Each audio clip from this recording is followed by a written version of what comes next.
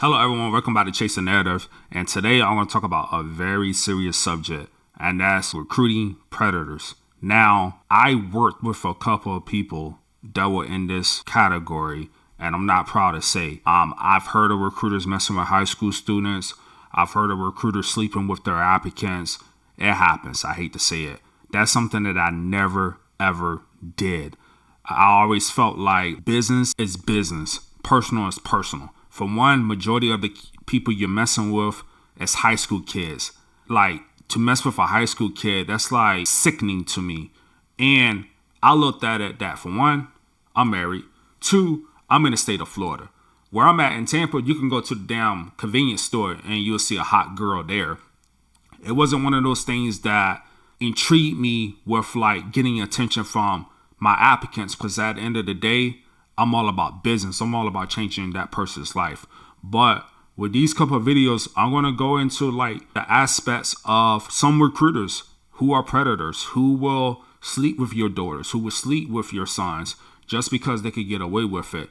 And my recommendation is, whenever you talking to a recruiter, make sure you have an influencer with you, especially when you go meet that person for the first time. If you bring an influence with you, essentially, you might not see certain flaws, but your influencer will see those flaws. And it's always good whenever you're in high school and you're talking to a recruiter to bring a battle buddy with you, even when that person is interested in joining or not, because you just never know what some people are up to. So let me get to the video.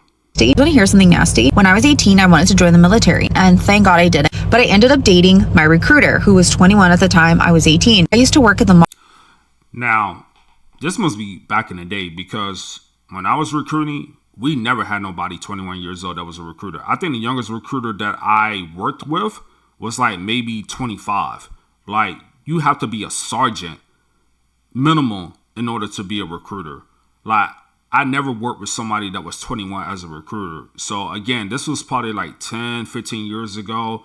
Every branch is different. I could just tell you from my experience, I never worked with a recruiter that young, which is where I met the recruiter and my ex-boyfriend. And when I tell you that this office full of recruiting officers who were in their 30s, pushing 40, married with kids, were some of the most disgusting, the thought of it now, some of the most disgusting men that you can think of. Mind you, because the recruiting office was at the mall, they encountered a lot of, you know what?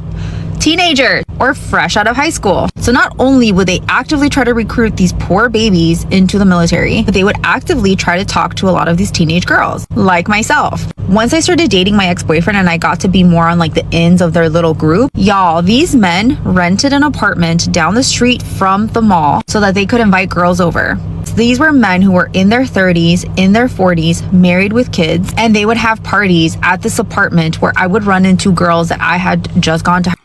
Now, see, that's crazy, because I was one of those people. For one, I had 5 years left. I wasn't going to waste those 5 years for any type of female. I was 5 years away from retirement. The thought of even messing with a high school student, that, for one, that's sickening. Two, the thought of cheating on my wife with an applicant, hell no. Like, I'm not supposed to be cheating on my wife anyway, but I'm not going to cheat on my wife, damn sure not with an applicant.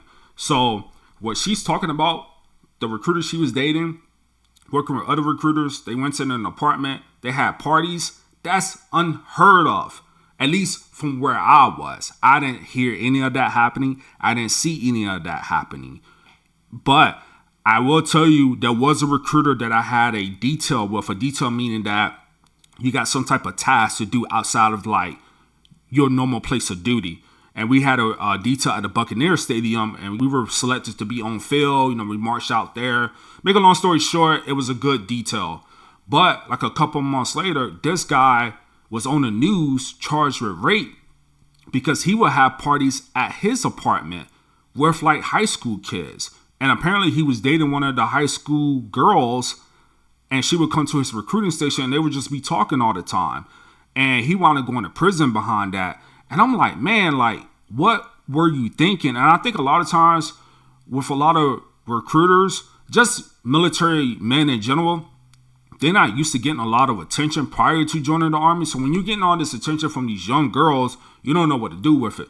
For me, I had no doubt in my mind that I knew certain recruiters that were doing it, but I didn't want no parts of it. At the end of the day, I got too much to lose. And I always told in the beginning of time for my mentors, if you're going to mess around with on your wife, which you shouldn't mess around on your wife, but if you're going to mess around on your wife, mess around with somebody that has more to lose than you do. And there's no way in hell I would have messed around with a high school girl. There's no way in hell I would have cheated on my wife with an applicant. Because when you mess around with applicants, it's bad business. Because now you missing your personal life with your business. You're in the process of trying to help this individual out. And now you're sleeping with this girl. Now, I'm not going to lie. She fine. You know, she is fine. She got to be probably in her 30s, but she fine. I can imagine how she was at 18.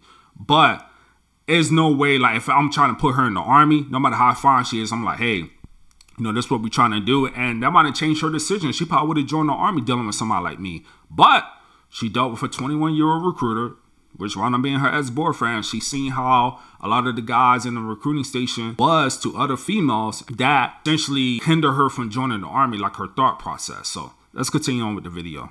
High school with also. These military men were in their 30s and their 40s with married children at home, rented an apartment together so that they could have parties with 18, 19-year-olds, sleep with them, and go back to their wives and kids. So not only would they try to recruit them into the military, but they would take advantage of them in the process. I just want to hear some.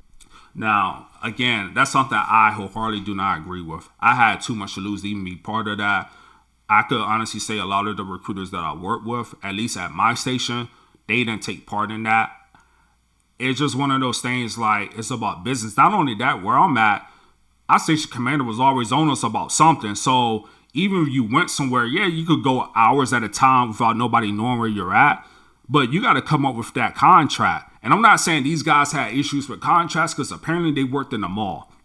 So they seen all types of people, meaning they were probably making contracts left and right, easy money. So they had time to do all that stuff. But when it came time for me to get off of work, I just always concentrate on my family. And again, I had 5 years left. I'm not throwing that away for no damn applicant. And I had some applicants that were like very good looking, but I always kept it business. And that's why I had a lot of referrals, because people trusted me, like, oh, well, yeah, he's married, but he's faithful and married. But two, he treated me with respect. It was all about business with him. And that's why I still talk to a lot of the recruits that I put in to this day, because I always had that respect. And I respected them as well. It is. We got another one. This time, U.S. Marine Corps recruiter, Staff Sergeant Nicholas Phelps, age 28, is being charged with multiple counts of criminal sexual conduct. He was abusing two girls, at least two, between the ages of 13 and 15.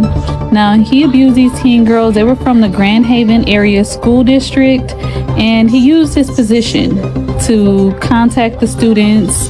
Then he went on to engage in this sexual contact and inappropriate messaging with them. Now, investigations began in August. I'm assuming August 2024, because that's when the offense took place, according to the Grand Haven 58th District Court records that I looked at right before I did this video.